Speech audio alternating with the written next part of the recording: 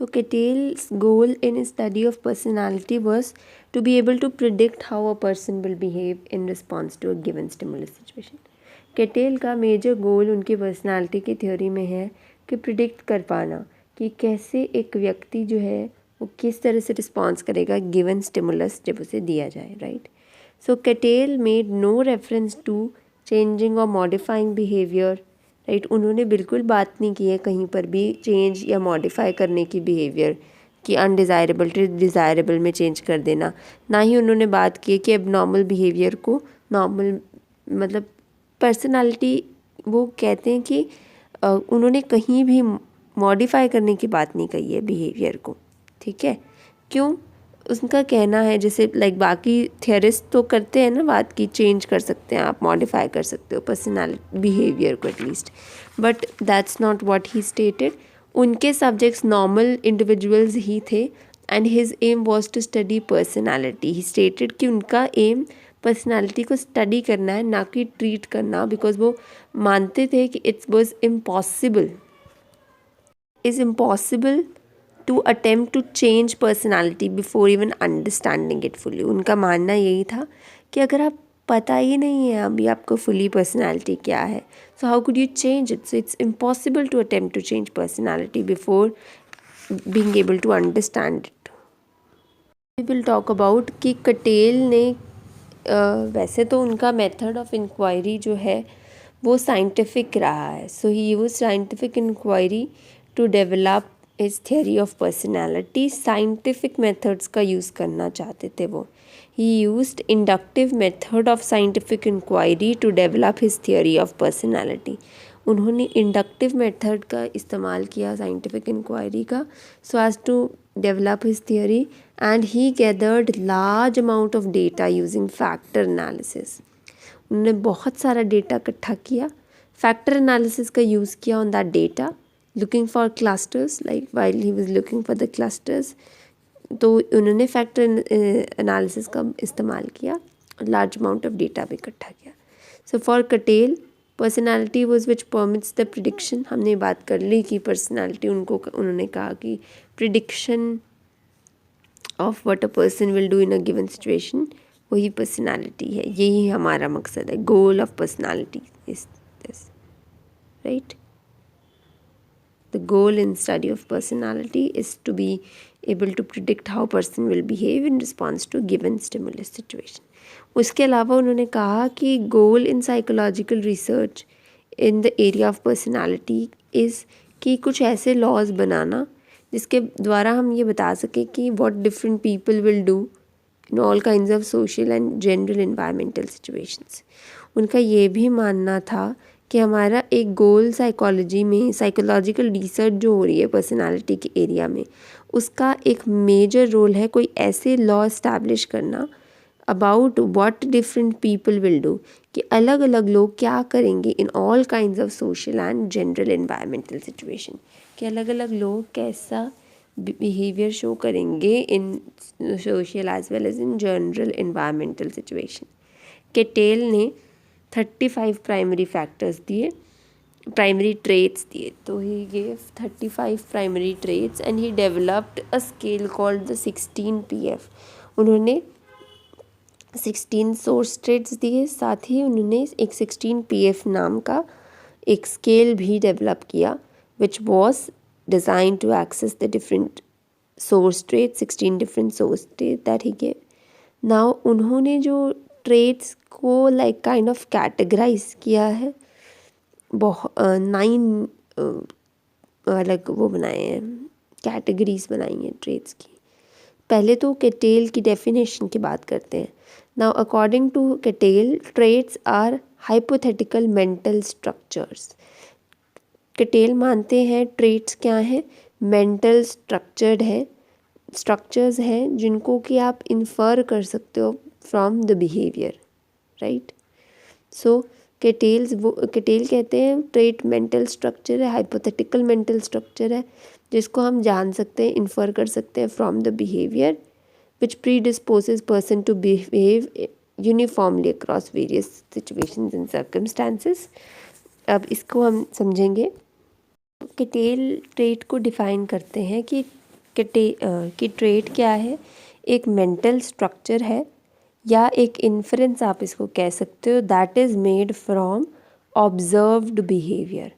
Trait एक mental structure है, एक इन्फ्रेंस है जिसको कि हम बनाते हैं ऑब्जर्व्ड बिहेवियर के बेसिस पे टू अकाउंट फॉर रेगुलरिटी और कंसिस्टेंसी इन हिज बिहेवियर, और उससे हमें रेगुलरिटी या कंसिस्टेंसी के बारे में पता लगता है in his behaviour. So for him a trait is mental structure or any inference that is made by observing the behavior of the individual, and that accounts for regularity and consistency in his behavior. So trait एक mental structure है या एक तरह के आप कह सकते हैं एक inference है जो कि बनाई जाती है, that is made from observed behavior, right? behavior को observe करके inference बनाई जाती है to account for regularity and consistency of in the person's behavior. तो कैटेल ने काफ़ी सारे टाइप्स ऑफ ट्रेट्स दिए हैं, source, surface, common, unique, dynamic traits, constitutional traits, environmentally mould traits, ठीक है, ability traits and temperament traits. ये सभी टाइप्स हैं ना। सरफेस ट्रेट्स की बात करेंगे डिटेल में, सोर्स ट्रेट्स को पढ़ेंगे, constitutional traits, environmental mold traits, ability traits, temperament, dynamic traits, common traits and unique traits. I'm going to talk about dynamic traits, okay? The motivating forces जिन्हें हम dynamic traits भी बोलते हैं। So cattail ने दो तरह के dynamic motivating traits की बात की है, that are urges and sentiments, ठीक है, तीन है वैसे तो, urges, sentiments and attitudes. So he has given some kinds of dynamic traits जो urges हैं, sentiments हैं और फिर later on attitudes. urges क्या होते हैं?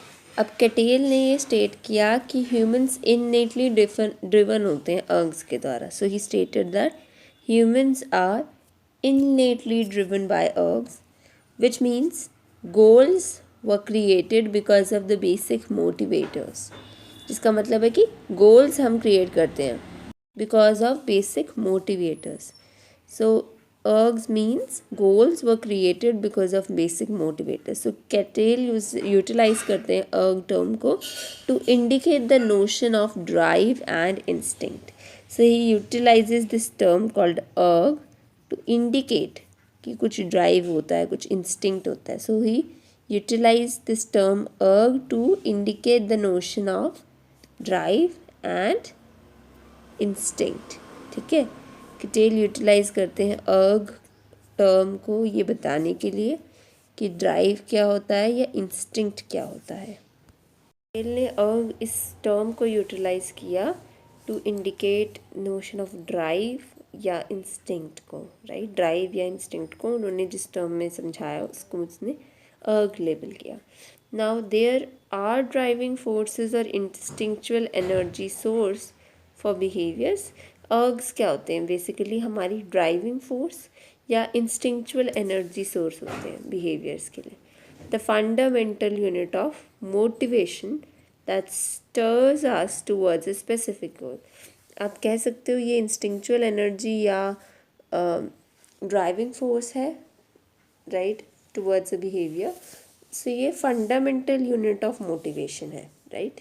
They are the fundamental units of motivation steering towards specific goal, और ये हमें एक स्पेसिफिक गोल की तरफ लेके जाते हैं। 10 अर्ग्स उन्होंने लेबल की हैं। Will talk about them. Hale proposed 2 kinds of dynamic motivating urges and sentiments। हमने पढ़ा कि कैटेल ने 3 दिए वैसे तो, urges, sentiments और attitudes, ये 3 डायनेमिक ट्रेट्स दिए हैं कैटेल ने। सो वर्ड अर्ग जो है ये एक ग्रीक वर्ड अर्गोन से आया है, विच मीन्स वर्क और एनर्जी। सो अर्ग word Greek word argon ERGON से आया है। इसका मतलब ये होता है वर्क या एनर्जी। सो कैटेल ने इस टर्म अर्ग का यूज़ किया है to denote the concept of instinct और drive. So he has utilized this word as in drive को या फिर इंस्टिंक्ट को समझाने के लिए, डिनोट करने के लिए. सो अर्ग्स क्या है, इन्नेट एनर्जी के सोर्स हैं, ये ड्राइविंग फोर्सेस हैं for all our behaviours. So urges are innate energy sources or driving force for all our behaviors. Ergs innate energy के स्रोत हैं, ये ड्राइविंग फोर्सेस हैं for all our behaviours. The basic unit of motivation है ये, that direct us towards a specific goal. वो basic unit of motivation जो हमें किसी एक गोल की तरफ लेके जाती है. मैंने जैसे बताया ये 11 अर्ग्स दी हैं फैक्टर एनालिटिकल रिसर्च द्वारा. सो ये है anger, appeal, curiosity, disgust, gregariousness, hunger, protection, security, self-assertion, submission, and sex. So anger, let's make a story with it. Anger, appeal, curiosity, disgust. Anger, appeal, curiosity, disgust. पहली 4 अर्ग हैं. Anger गुस्सा होना, appeal करना court के सामने, curiosity होना, जिज्ञासा होना एक, डिस्गस्ट बुरा फील करना, right. Gregariousness is something that is also innate, hunger innate है हमारे अंदर, protection, security, sex, self assertion and even self submission. आगे है सेंटिमेंट्स. सेंटिमेंट्स क्या होते हैं, they are emotionally mould source states. तो सेंटिमेंट्स भी सोर्स स्टेट्स हैं लेकिन एनवायरनमेंटली मोल्ड सोर्स स्टेट्स हैं, ठीक है. So sentiments are environmentally mould source states as they originate from the outer physical social influence. ये शुरुआत इनकी होती है from outer physical social influences, patterns of learnt attitude focusing on important facets of life like person's occupation, community, religion, spouse और hobby. Environmentally mold जो source traits हैं उनको हम sentiments कहते हैं, क्योंकि ये जो शुरुआत होती है ना सेंटिमेंट्स की वो आउटर फिजिकल सोशल इन्फ्लुएंसेस से होती है. बाहर से जो फिजिकल सोशल इन्फ्लुएंसेस आते हैं सेंटिमेंट्स वहीं से बनते हैं. They originate from outer physical social influences, ठीक है. Sentiments originate होते हैं outer physical social influences से.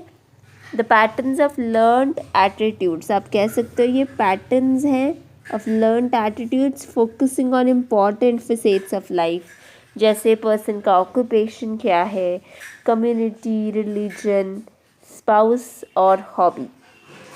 Environmentally mold है और आउटर फिजिकल सोशल इन्फ्लुएंसेस से ये ओरिजिनेट करते हैं. या फिर पैटर्न्स ऑफ लर्नड एटीट्यूड्स हैं that focus on important facets of life, या लर्नड एटीट्यूड्स भी इनको कह सकते हैं, जो कि इम्पॉर्टेंट फेसेट्स ऑफ लाइफ पे फोकस करते हैं. वो ऑक्यूपेशन हो सकता है, वो कम्युनिटी हो सकती है, रिलीजन हो सकता है, स्पाउस या हॉबी भी हो सकती है. अब अर्ग और सेंटिमेंट्स दोनों ही स्टिमुलेट करते हैं बिहेवियर को, बट दे आर डिफरेंट, क्योंकि अर्ग एक कॉन्स्टिट्यूशनल ट्रेट है. It's a permanent personality structure जो डिटीरियोरेट हो सकता है बट वैनिश कभी नहीं हो सकता. So erg is a constitutional trait, it can deteriorate but can never be vanished. Whereas sentiments की अगर हम बात करें, so it's a result of learning, so it can fade away by unlearning such that it becomes insignificant to the individual's life. हो सकता है ये insignificant भी बन जाए एक इंडिविजुअल के लाइफ में, बिकॉज इसको लर्न किया गया है सोसाइटल फोर्सेस द्वारा. इसके बाद है एटीट्यूड्स क्या होते हैं. Now Cattell described attitude as a concerns, feelings and behaviors towards some object, person or event. Attitude को कटेल बोलते हैं ये हमारे कंसर्न्स या फीलिंग्स या बिहेवियर है towards any object, towards any person or an event, right. So Cattell describes attitude as our concerns, right. Cattell ने एटीट्यूड को हमारे कंसर्न बोला है, या फीलिंग्स कह सकते हैं इनको, या फिर बिहेवियर टुवर्ड्स एनी ऑब्जेक्ट और अ पर्सन और इवेंट, ठीक है. तो ये हमारा कंसर्न, हमारा बिहेवियर है, हमारी फीलिंग्स हैं टुवर्ड्स अनदर ऑब्जेक्ट, इवेंट और पर्सन।